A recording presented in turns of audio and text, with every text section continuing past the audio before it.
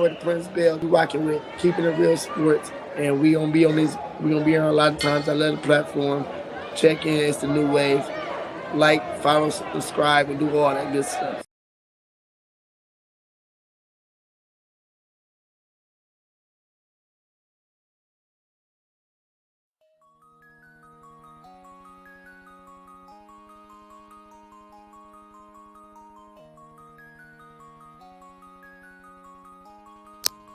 Hey, Taylor Rapp here from the LA Rams. Shout out to Steve Taylor, the real sports guy, and the honorary Ram. When Steve's talk sports, you better listen. Thanks, Steve from the Rams, for your continued support and love. We are taking it all the way this year, but you already know that. Go Rams.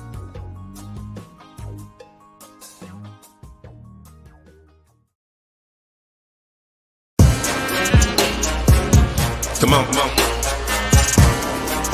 Told you I got you. Wanna talk about his game, he can talk about it. Tennis, match, golf, he can talk about it. Don't matter what it is, he can talk about it. Any sport dude, he know about it. Safe boy bum, don't doubt it. If he tell you that it is what it is. The real sports guy in the Sandman. Talk show game in the bag, man. Rep, gon' have to throw the flag, man. Steve Taylor, Andy Sands. It's over, OVA. Game over, they don't play. From the fourth quarter to the ninth inning. NASCAR wheels keep spinning. To the 18th hole, he's still in control. Guy on the go. Coach never missing the play, cause he know the deal. This keeping it real. Sports. Come on. Keeping it real. Yeah. Let's go.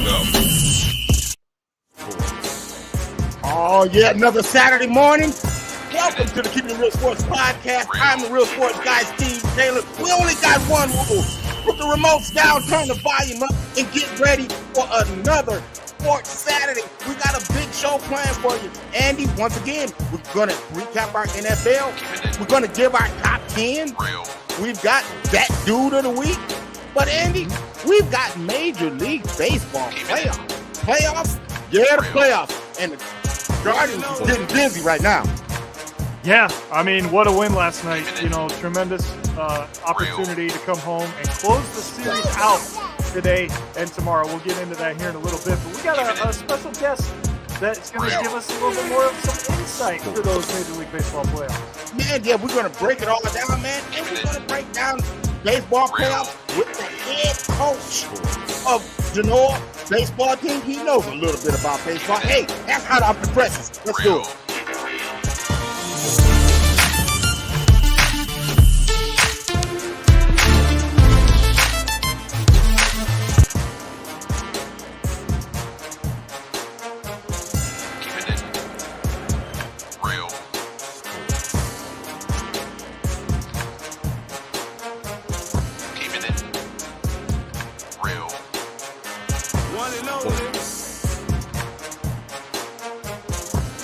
All right, Steve, let's bring him in.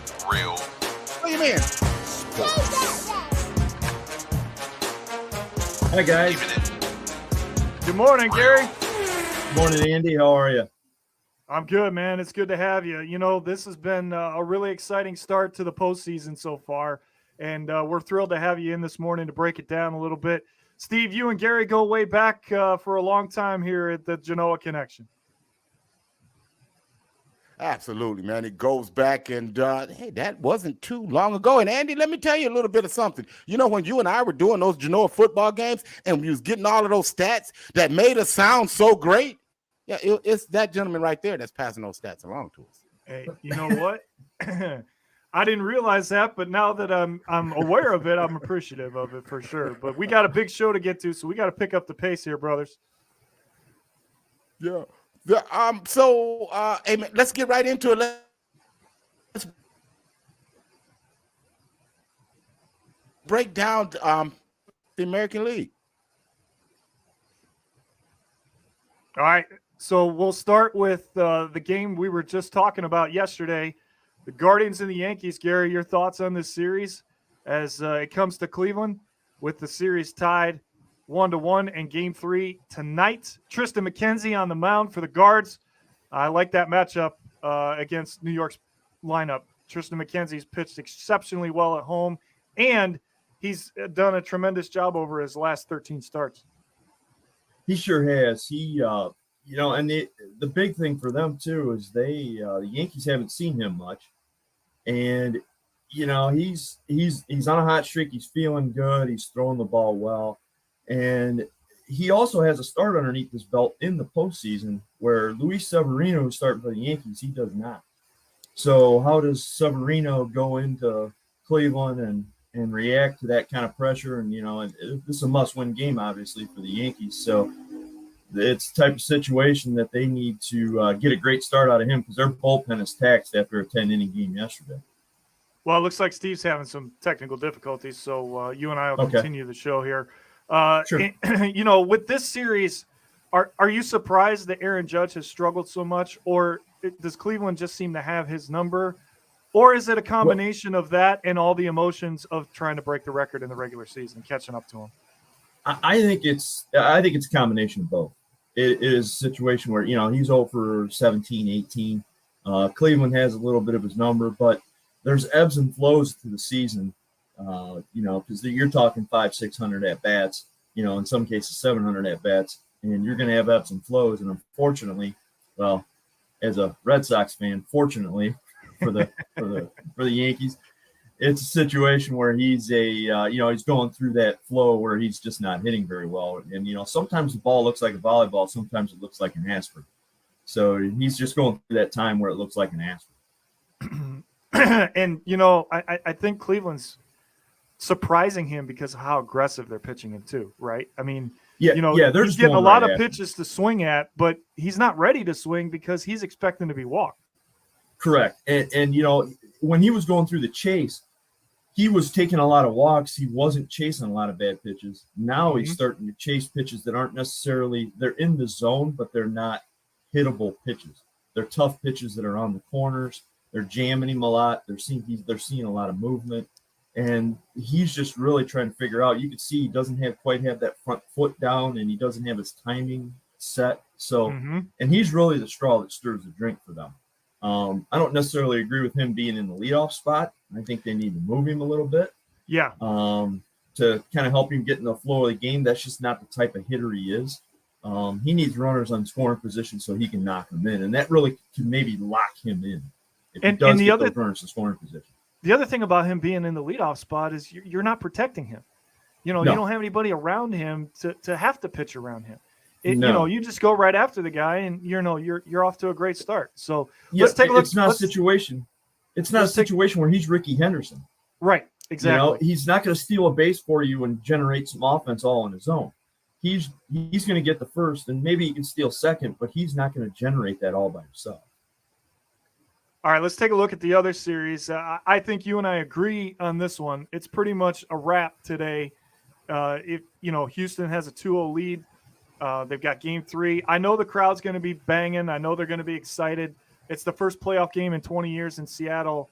But all that being said, Gary, Houston's the team to beat in the American League, right? I believe so. With their pitching, their bullpen, their lineup is outstanding. From 1 to 9, I mean, they're just very deep. They put the ball in play a lot. They don't strike out a ton, which to me, that is very important in the playoffs. You got to be able to put the ball in play. I mean, just evidence of it with Jose Ramirez the other day, just gets a blue hit and he ends up on, a double and an error, ends up on third and scores that run. So with Houston, they're just, and things are set up for them because whoever comes out of that series with the Yankees and Cleveland, they're going to be a little beat up. They could be, unless Cleveland can wrap this thing up today, which I think they do have a good shot, but they could be a little beat up coming into that series, and then Houston can, maybe take advantage of that with their pitching being lined up the way they want it to be, especially if they can wrap it up today, because then Verlander doesn't have to go. So.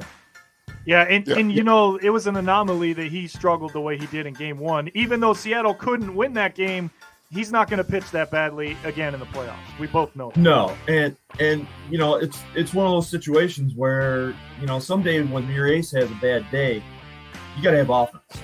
Your offense has to pick it up, and it just happened to be that situation where Houston's struggling with, or Seattle's struggling with their bullpen a little bit.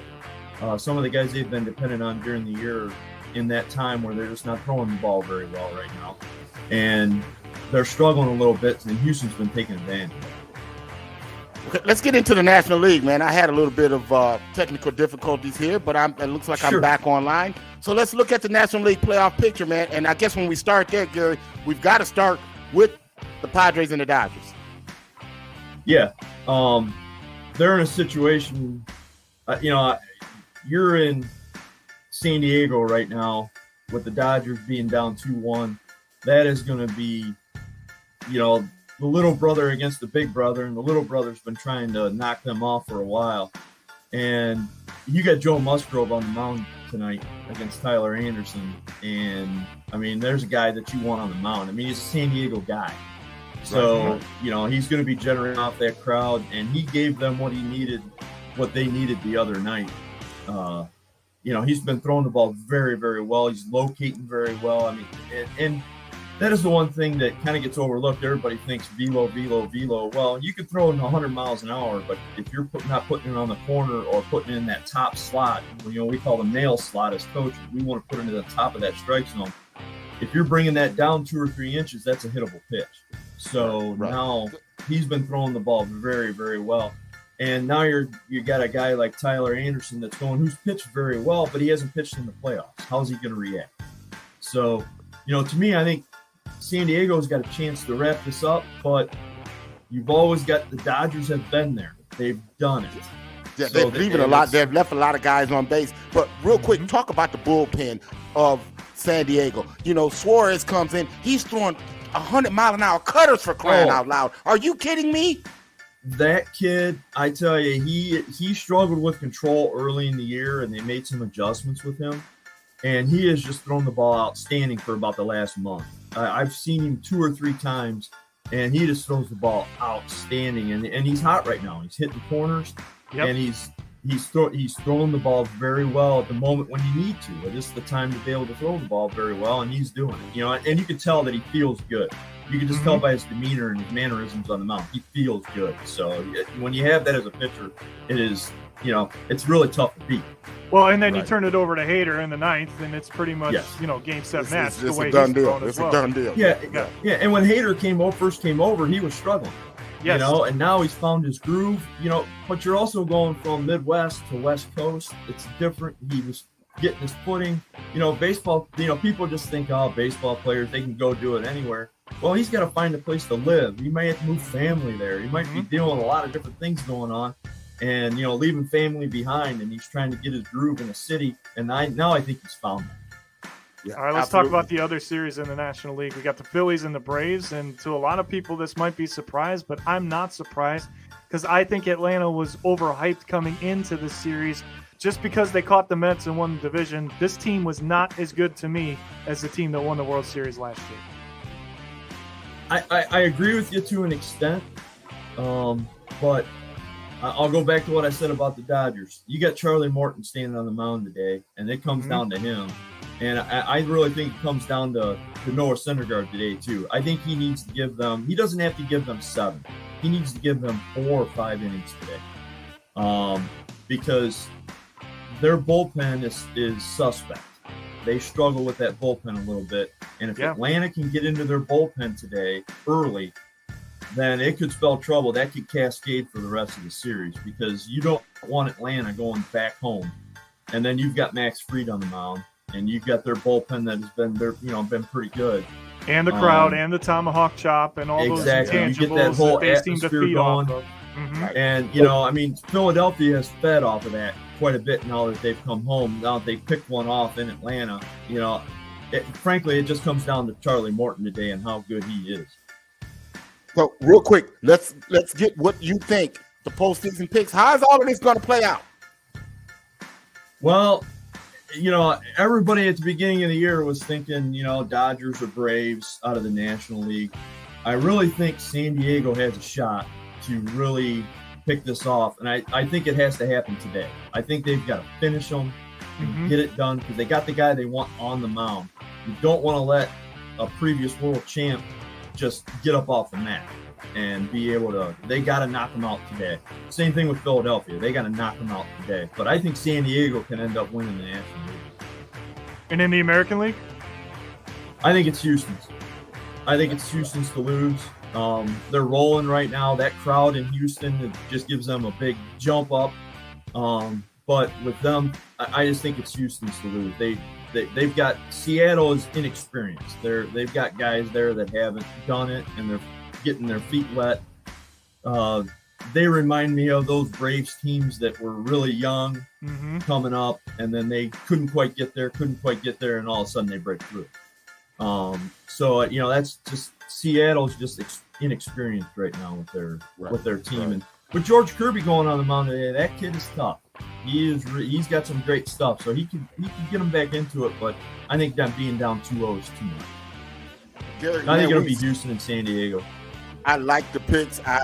Those are my picks as well. Man, I appreciate you taking the time out to come on. I can't wait till we start doing your baseball games, putting them on Keeping It Real Sports. We're definitely going to do that. We'll have the Genoa Comic Game of the Week, to where we'll get a lot of more of this information that he's been spitting, man. Very knowledgeable on baseball, man. I really appreciate you, brother.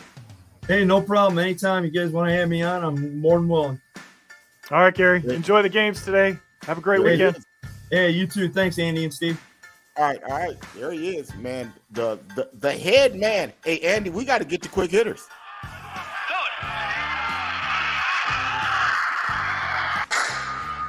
Quick hitters. All right, we spent over half the show talking about baseball. Now we get to talk about something that's really, really exciting. The playoffs are exciting, don't get me wrong. But, Steve Taylor, welcome back to the NHL, baby. It started this week. Oh, man, is it going to be as good, if not better, than last season? Well, I tell you what, my quick hitter is, man. We got to go back to football. Okay, this dude, it's been confirmed. You're fired, and we're talking about Matt Rule. Okay, how in the heck did you get to be an NFL coach when you had no NFL coaching experience? This is what you get when you send a boy out to do a man's job. Okay, you get fired. The defensive coordinator get fired. They bring on Steve Wilks. He was the former head coach of the Arizona Cardinals. He had one season there, and he got fired. Man, this sounds like a grease fire to me. Well, and you saw there as well, Baker Mayfield out 2 to 6 weeks with a high ankle sprain. Oh, boy, you couldn't wait for that one, could you? Listen, I had to little...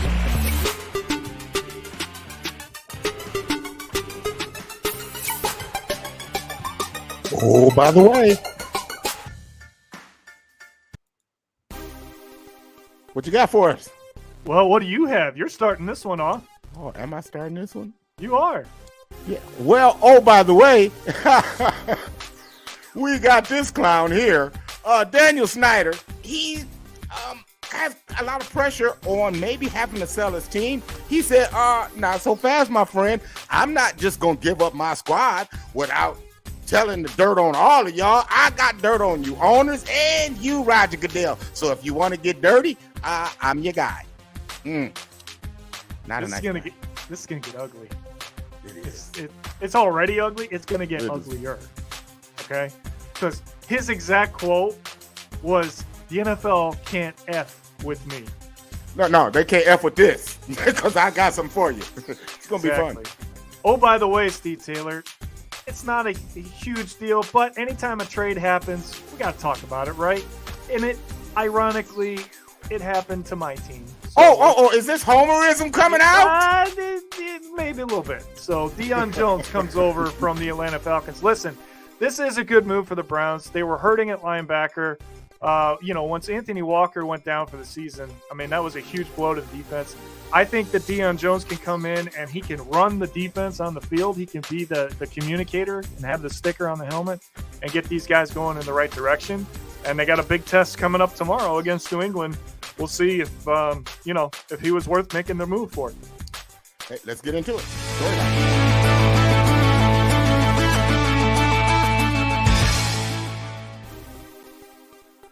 All right, we got to look at a couple games like we have been doing, right? So let's start with the game last week. And this was a hell of a football game, Steve Taylor. It was. It really was. Until the end. All right? And I don't understand how you have a chance to turn your season around with a signature victory on the road, and you go for 2 with 4 minutes left against Patrick Mahomes. Really? 420. Here's the problem that I got. Okay, first off, there's a guy that the Chiefs have on their team. His name is Travis Kelce. You might want to find him.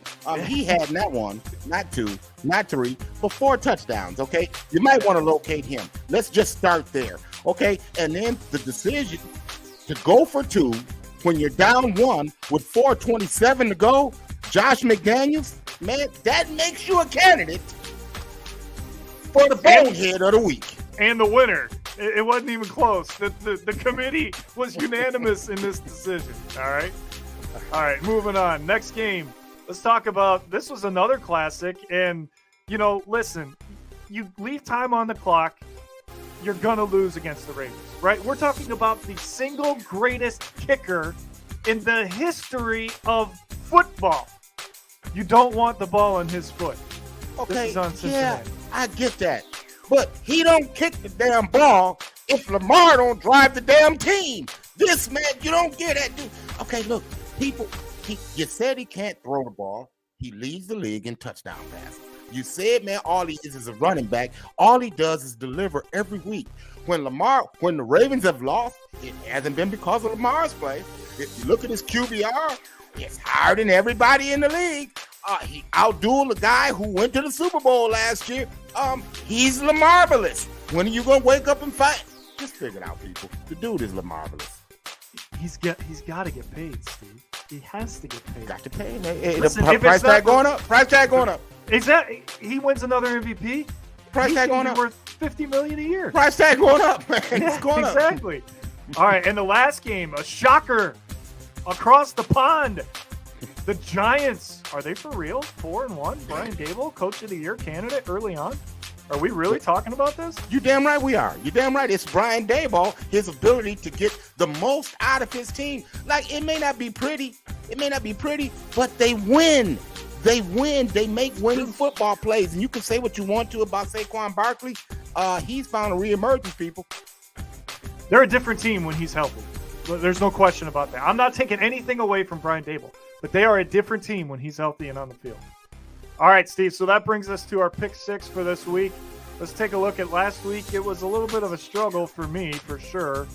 There we go. 1-2, 2-1. Not bad. At least I didn't go over, which is what happened in college. We'll get to that here when we do the Who You Got. But this week, we got 3 really good games that are going to tell the story of the NFL season, right? You got Jacksonville and the Colts in the division. You and I have the Colts winning the division. A lot of people think Jacksonville can overtake them and Tennessee and win the division. They have to win this game if they're going to do that. I still think it's just too soon.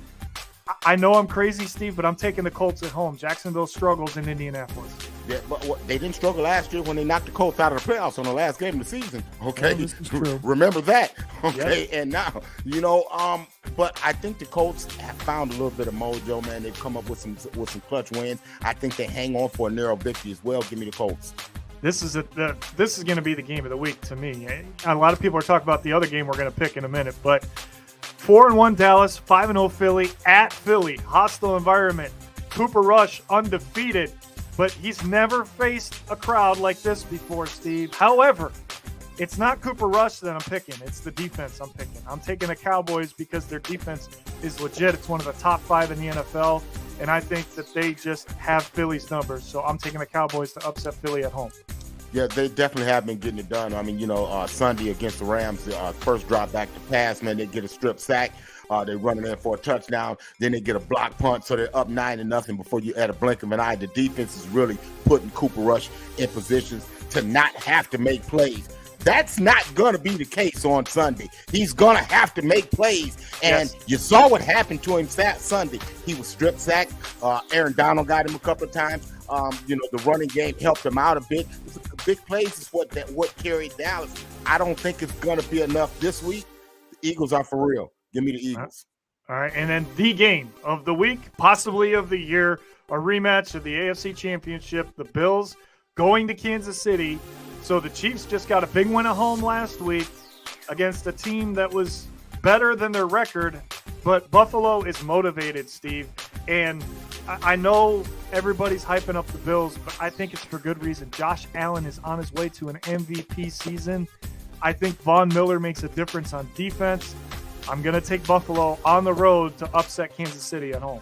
It's funny that you say that Josh Allen is on his way to an MVP season. Well, Patrick Mahomes has had MVP seasons. See, people seem to forget about my homie, Patrick. Okay, as long as Kansas City got my homeboy, they got a chance. Give me the Chiefs. All right, we got a new top 10 once again this week. Let's get to it. It is a lot of movement, and man, I can't wait to do it. Let's see this week's college poll. You've heard the rest. Now here's the best.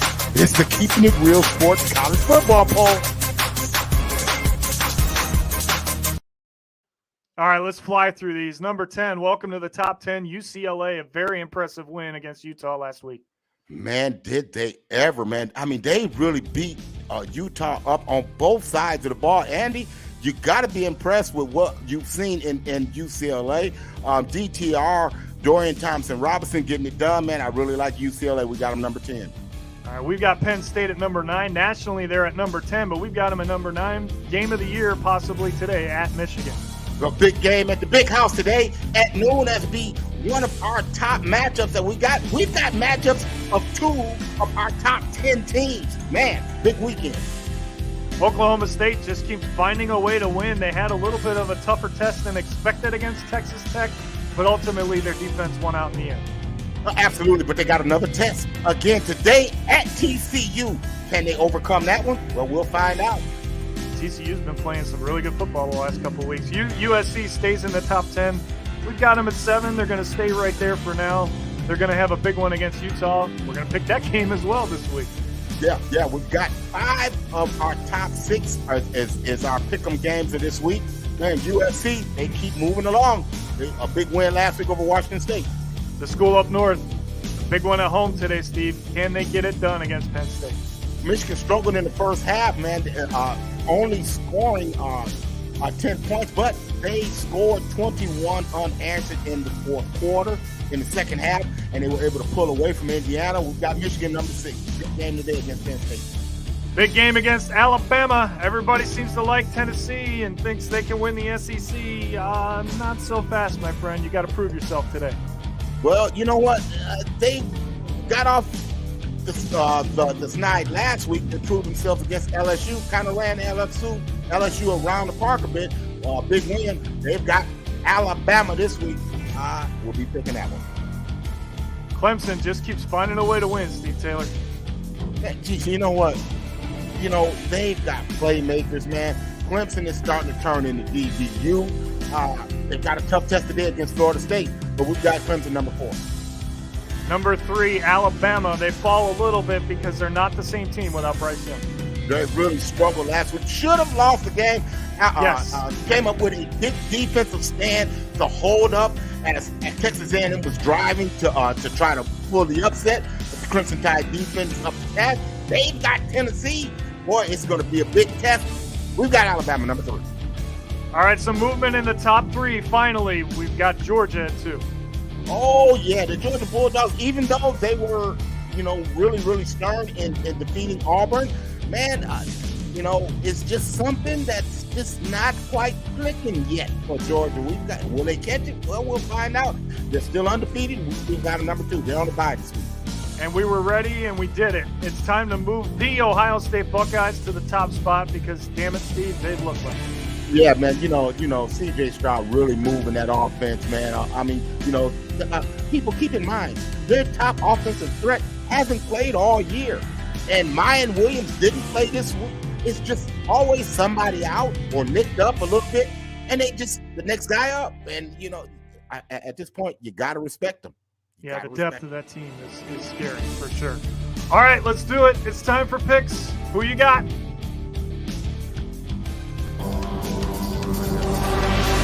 Ladies and gentlemen, are you ready?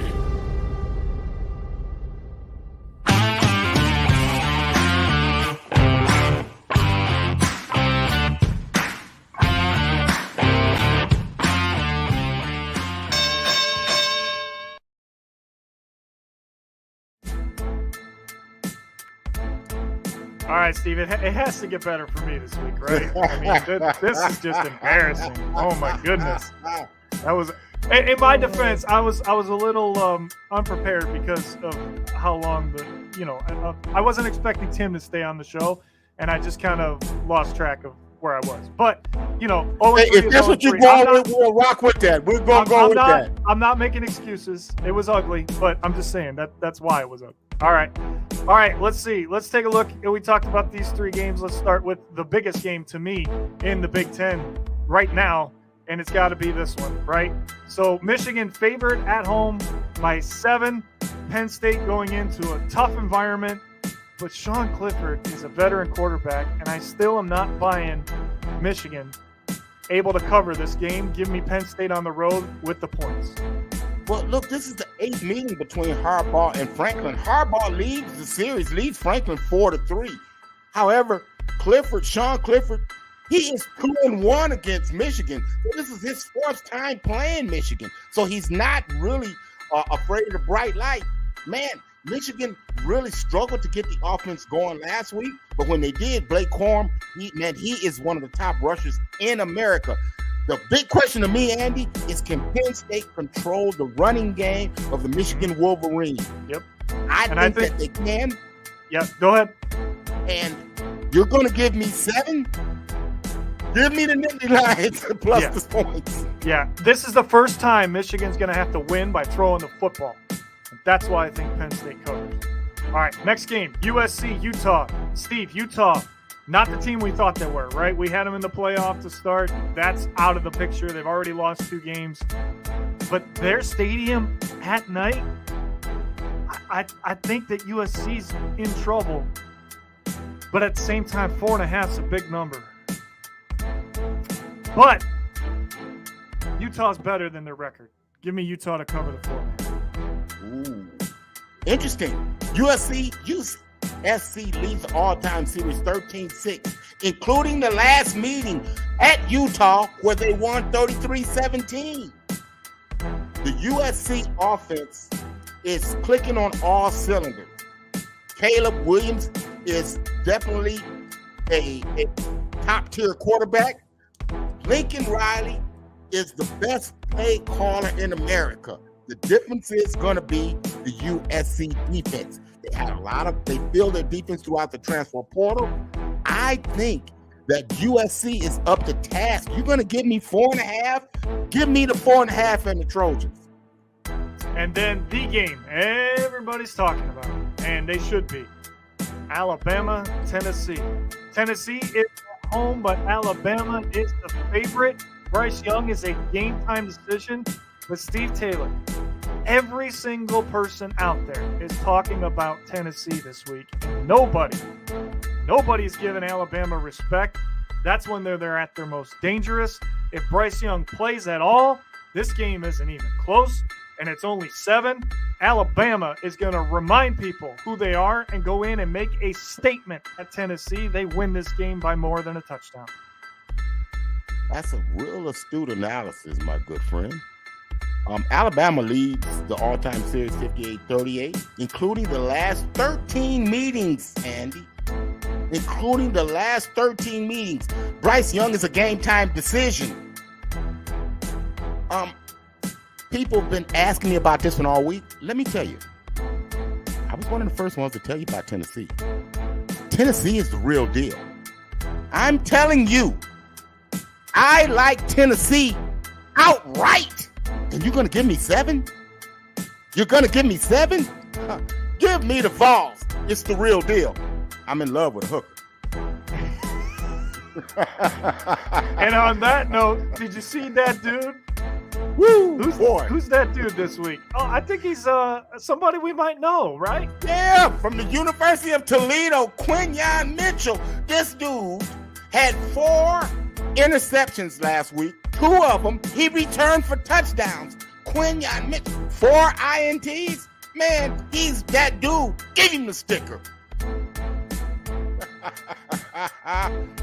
Man, Andy, another one in the books. Man, it is another. But look, real quick, Andy. Look, man, a couple of weeks ago this happened, and I think this is gonna happen again Sunday, tomorrow, when the Bills play the Chiefs. Man, Ken Dorsey, did you see dude get mad when they I didn't? saw it.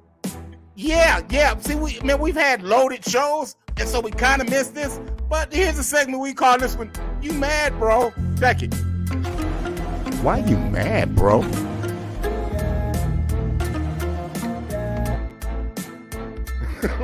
All right, man. This one here, man, it kind of tells the whole story itself. The last seconds of the game, Buffalo don't get to play in.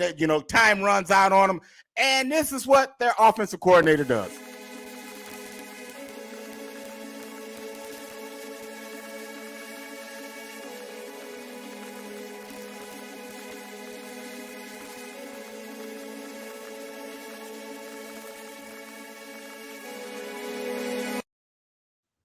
Was that because it reminded him of what he did on the field when he was playing? in the NFL? It's you, bro.